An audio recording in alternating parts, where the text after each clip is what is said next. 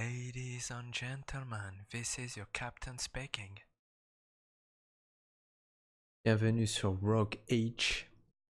Aujourd'hui, je vais vous montrer comment configurer OBS pour Twitch. Vous devez commencer par récupérer la dernière version d'OBS Studio sur le site officiel. Donc actuellement, à l'heure où je fais la vidéo, je dispose de la version 20.1.3 en 64 bits sur Windows 10. Donc la première étape consiste à récupérer votre clé de diffusion donc sur votre compte Twitch, puis de renseigner cette clé de diffusion dans le menu paramètres d'OBS. Donc pour récupérer votre clé de stream, c'est extrêmement simple. Donc il suffit de vous rendre sur la page de votre compte Twitch, d'aller dans le menu tableau de bord, puis dans le menu paramètres, donc de scroller ensuite jusqu'aux préférences de stream. Et ici, vous avez la ligne, donc clé de flux, donc il suffit de déplier ce menu et de copier l'intégralité de la clé. Maintenant que nous avons récupéré notre clé de flux, il suffit de la renseigner donc dans le menu paramètres d'OBS. Donc pour ce faire, nous allons dans le menu en haut, fichier, puis paramètres, puis menu flux. Et ensuite, on colle notre clé de flux avec le raccourci CTRL plus V. On applique, on valide OK, et voilà. La première étape est finie. Donc nous allons maintenant passer à l'étape 2, qui consiste à régler vos paramètres d'encodage vidéo. Donc cette étape est très importante, puisqu'elle permet de régler la qualité de diffusion de votre flux pour vos téléspectateurs. À savoir que plus vous allez augmenter la qualité de votre diffusion, plus elle va être gourmande au niveau des ressources de votre ordinateur. Donc pour éviter de perdre des jours, des heures, voire des semaines pour trouver le bon réglage en fonction et de votre matériel et de votre connexion internet, Twitch a établi différents standards donc qu'on voit sur la partie droite de l'écran. Donc on a la qualité maximale donc, qui est proposée à l'heure actuelle par Twitch, donc le 1080p 60 fps.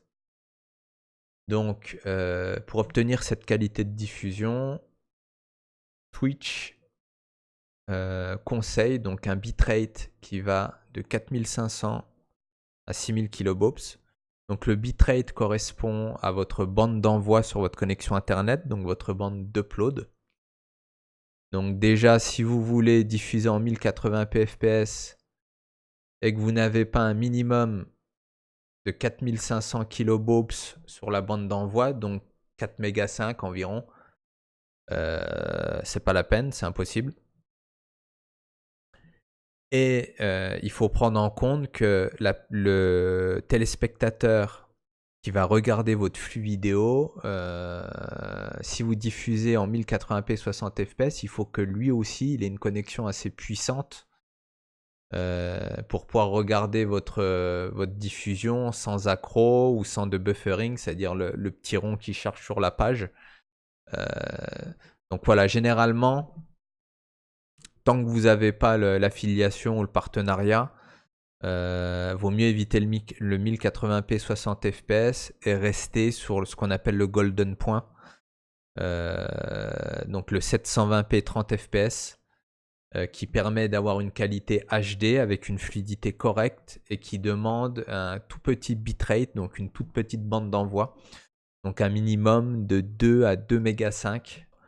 Vous avez différentes façons d'encoder en fait votre flux. Vous pouvez l'encoder soit avec votre processeur.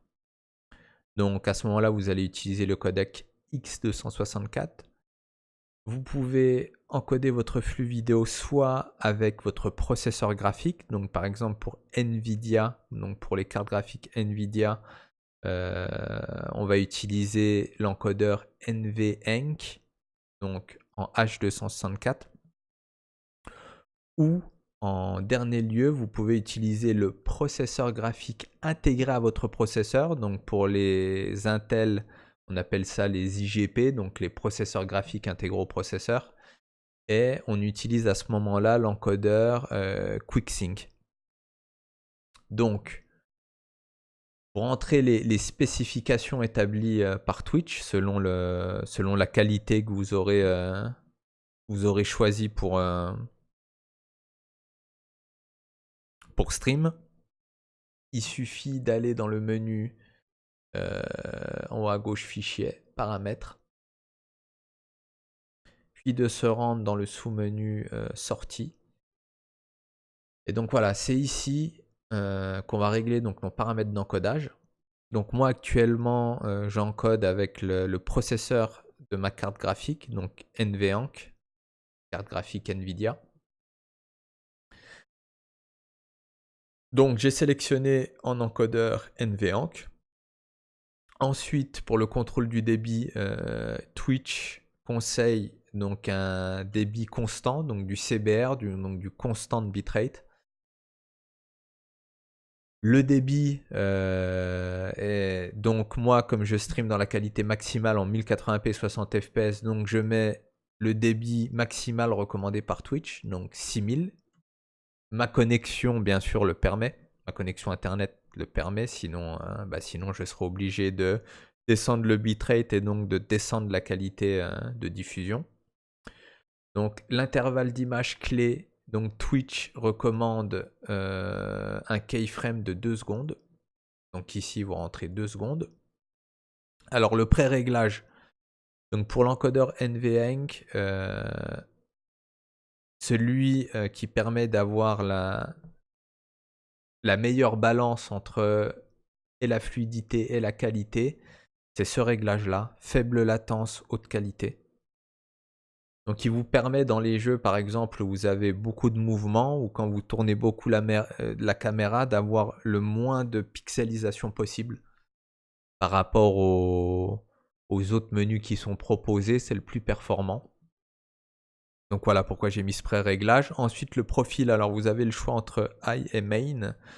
Alors moi je vous conseille plutôt le main parce que le main est celui qui est le compatible avec le plus de matériel. Par exemple pour les gens qui vous regardent avec des vieilles tablettes ou des téléphones ou des ordinateurs qui sont équipés d'anciens processeurs, ils auront moins de soucis avec le main plutôt qu'avec le high. Donc après voilà, c'est à vous de faire différents tests et de décider si vous choisissez le profil main ou high.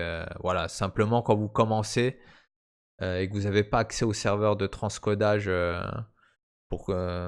proposé par Twitch, il vaut mieux rester sur le profil main.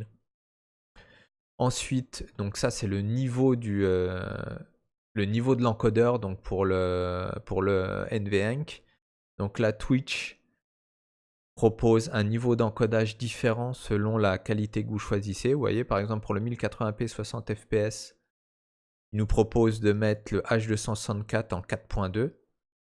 Donc ce que j'ai fait, mais imaginons que je stream en 720p 30 fps, et ben, il faudrait que je mette le niveau d'encodage en 3.1, donc ici. Ensuite, l'encodage double passe. Alors, l'encodage double passe, donc c'est pas spécifié dans les recommandations de Twitch. C'est pas très intéressant pour stream. C'est plus intéressant quand vous enregistrez une vidéo sur votre ordinateur, mais pas quand vous diffusez un flux. Maintenant, vous pouvez essayer sans et avec et voir si vous voyez une différence de qualité sur vos rediffusions. Moi, personnellement, je vois une petite différence avec l'encodage double passe. Donc j'ai préféré utiliser cette option. Ensuite, ici, vous avez donc la barre ici GPU. Donc ça, c'est si vous avez plusieurs cartes graphiques installées dans l'ordinateur. Vous pouvez choisir quelle carte graphique vous allez utiliser pour encoder votre flux vidéo. Et donc ici, c'est les bayframes. Vaut mieux laisser à 2 par défaut pour la diffusion sur Twitch. Donc ça, c'est dans le cas où vous encodez avec la carte graphique. Si vous encodez avec le X264, vous aurez un paramètre supplémentaire ici dans les pré-réglages,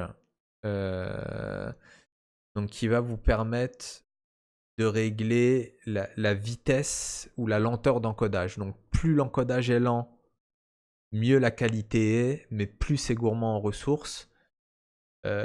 Plus l'encodage est rapide, moins la qualité est bonne, mais moins c'est gourmand en ressources. Alors si vous encodez avec votre processeur, donc le codex X264, je vous conseille de rester sur la... Si vous streamez et jouez en même temps sur le même ordinateur, je vous conseille de rester en very fast, puisque c'est la meilleure balance entre la qualité et la consommation au niveau des ressources, et de jouer plutôt sur votre bitrate. Voilà, de toute façon, quoi qu'il en soit, que vous vous mettez en medium, en very fast ou en slow, si vous voulez streamer par exemple dans la qualité maximale en 1080p 60 fps, qui aura le plus d'influence sur la qualité de votre diffusion, ce sera votre bitrate, donc le débit de votre bande d'envoi. Plus il sera élevé, plus vous aurez une bonne qualité. Donc voilà, en gros, voilà ce qu'il faut faire pour les paramètres d'encodage. Donc il faut trouver la balance entre la puissance proposée par votre matériel, la qualité de diffusion que vous souhaitez proposer à vos téléspectateurs, et les standards recommandés par Twitch. Donc pour ça, il n'y a pas de secret. Il faut expériencer, donc il faut faire des tests. Et au fur et à mesure, eh ben, vous trouverez le réglage idéal. Voilà, donc maintenant, je le rappelle, pour éviter de perdre du temps, basez vos réglages par rapport aux standards établis par Twitch, voilà, qui sont présents sur le côté droit de l'écran. Et sachez que si vous n'êtes pas partenaire, il y a un consensus au niveau des retours utilisateurs, donc ce qu'on appelle le Golden Point, qui consiste à tant que vous n'avez pas le partenariat, à diffuser donc en HD standard, donc 720p 30 fps, et de se rapprocher des 2500 de bitrate, donc des 2 mégas 5 en bande d'envoi. Donc ça permet de streamer en bonne qualité, donc en HD, de pas nécessiter une grosse bande d'envoi sur la connexion internet et de consommer très peu de ressources au niveau du processeur.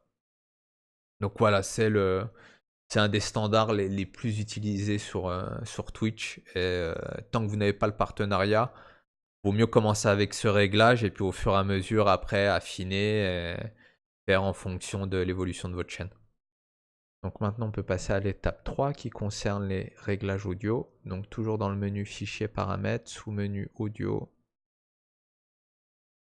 Donc on peut voir ici, donc on peut sélectionner donc différentes entrées audio. Donc moi j'en ai qu'une seule, donc mon micro. Donc voilà, vous sélectionnez votre micro. Et vous pouvez sélectionner les différentes sorties audio, donc soit vos haut-parleurs, soit votre casque, selon en fonction de l'endroit où vous l'avez branché. Par exemple là, Realtek HD Audio, ça correspond à la sortie avant, casque de mon ordinateur. Et haut-parleur, ça correspond à la sortie arrière audio de mon PC. Donc voilà, donc là vous pouvez sélectionner donc vos sorties audio, vous pouvez en mettre plusieurs. Alors mettre plusieurs sorties audio, ça peut être intéressant dans le cas où par exemple vous voudriez diffuser de la musique par exemple sur le stream, mais vous ne pas l'entendre. Donc vous pourrez par exemple créer un canot virtuel et l'associer ici à une sortie audio, et de l'autre côté mettre une autre sortie audio avec les sons du jeu, votre vocal, etc. Donc ensuite pour l'étape 4, donc toujours dans le menu paramètres, donc on va aller à l'onglet vidéo. Donc là actuellement je peux pas le modifier puisque j'enregistre en même temps la vidéo avec OBS. Mais voilà, c'est dans ce menu ici. Donc que vous sélectionnez donc votre résolution de base, ça veut dire la résolution native de votre écran. Donc par exemple si vous avez un écran 1080p, donc c'est 1920 x 1080. Donc le 1080p correspond à la résolution verticale. Et la résolution de sortie, c'est la résolution qui va apparaître sur le stream. Donc la résolution que vos téléspectateurs vont voir. Donc moi, j'ai un écran justement dans une résolution supérieure, donc en ce qu'on appelle en QHD, donc en 2560 par 1440.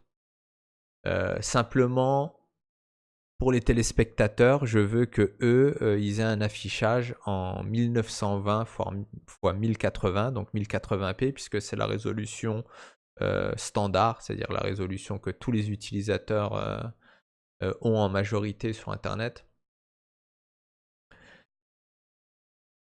Donc résolution de sortie, je mets 1920 par 1080. Ensuite, vous pouvez paramétrer le type de filtrage. Donc le Lanczos ici est le plus évolué, le plus affiné. Donc c'est un type de filtrage à 32 échantillons et c'est celui en fait qui enlève le plus l'effet de crénelage donc autour des personnages ou des textures, hein. Donc voilà, c'est celui qui procure le meilleur résultat. Et en bas, vous choisissez ici donc combien d'images par seconde vous voulez diffuser. Donc 30 ou 60, voilà, selon le type de jeu, puis selon bien sûr ce que vous voulez proposer à vos téléspectateurs, en sachant que le 60 fps est beaucoup plus gourmand niveau processeur, puisque comme il faut calculer plus d'images par seconde, et ben c'est plus gourmand. Et le 30 fps est beaucoup moins gourmand. Et selon le type de jeu, on ne voit pas tellement la différence. Par exemple, si vous jouez des jeux comme, si vous diffusez des jeux par exemple comme Witcher, que vous diffusez à 30 ou 60 fps, alors la différence est perceptible, mais c'est pas non plus, c'est pas oufissime. Alors que sur un jeu de type FPS, vous verrez une sacrée différence entre un flux diffusé à 60 images par seconde et un autre à 30 images par seconde. Allons maintenant regarder tout de suite l'étape 5, donc toujours dans le menu paramètres. Ensuite dans le menu raccourcis. Donc voilà, ce menu est aussi intéressant parce qu'il vous permet d'assigner un raccourci clavier à chacune de vos scènes. Donc moi, dans mon cas, j'ai 4 scènes, donc une scène principale avec l'écran de diffusion plus la caméra, une scène d'intro à outro, une scène avec le jeu en plein écran et une scène AFK. Donc ceci est très intéressant puisque vous pouvez assigner un raccourci clavier à chacune de vos scènes. Donc ça vous permet de switcher très rapidement d'une scène à l'autre sans forcément investir dans un boîtier spécialisé, par exemple comme le Elgato Deck Stream qui coûte 150 €. Donc maintenant pour la dernière étape, je vais vous montrer rapidement comment créer différentes scènes. Pour ajouter les scènes et les sources, c'est extrêmement simple. Donc pour les scènes sur la gauche, il suffit d'appuyer sur le petit plus, de donner un nom à la scène et de valider OK. Et pour installer, pour ajouter des sources à l'intérieur de chaque scène, il suffit de sélectionner la scène. Et ici, sous le menu source, vous appuyez sur le bouton plus et là, vous choisissez les différents types d'éléments. Donc, vous pouvez ajouter des images, capture de jeu, donc capture d'écran, browser source, c'est-à-dire des sources qui prennent d'Internet, donc par exemple comme vos alertes, une page web, ce genre de choses. des périphériques de capture, donc ça peut être des caméras, des webcams, des boîtiers d'acquisition. Voilà, vous pouvez ajouter tout un tas de choses à l'intérieur de vos scènes et vous pouvez décider de les afficher ou de ne pas les afficher en appuyant sur le petit œil de chacun des éléments, comme ma caméra là, actuellement. Vous pouvez aussi choisir de les bloquer ou les débloquer. Donc vous pouvez verrouiller tous vos éléments à l'intérieur de vos scènes via le verrouillage de prévisualisation. Donc là, je vais le déverrouiller. Et ensuite, vous pouvez individuellement verrouiller ou déverrouiller chacun des éléments que vous avez ajoutés dans vos scènes. Donc en cliquant sur les tout petits cadenas. Donc par exemple pour la capture d'écran là, je vais la déverrouiller et la rétrécir. Voilà par exemple. Nous sommes arrivés à la fin de ce petit tutoriel pour débutants. Si vous avez des questions ou des commentaires, je vous invite à les écrire donc, dans la section soit discussion de la chaîne YouTube en haut ou alors dans les commentaires en bas de la vidéo. Je vous remercie de m'avoir suivi et je vous dis à bientôt sur YouTube ou sur Twitch.